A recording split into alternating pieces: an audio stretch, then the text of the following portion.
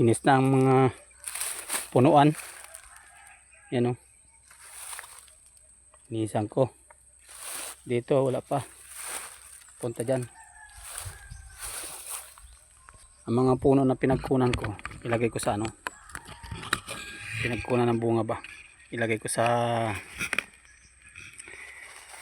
puno ng niyog para pampataba.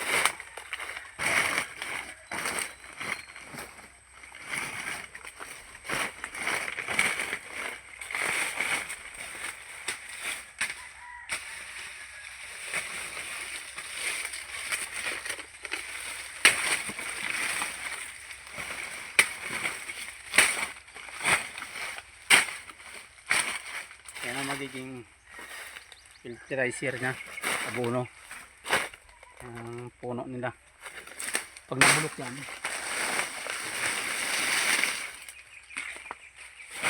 Pag nabulok, abono na. Kagandahan lang sa may mga puno ng saging,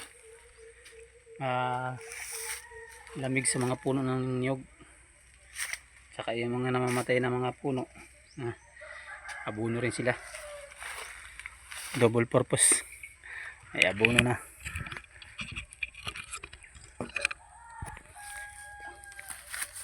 Tambak ka no.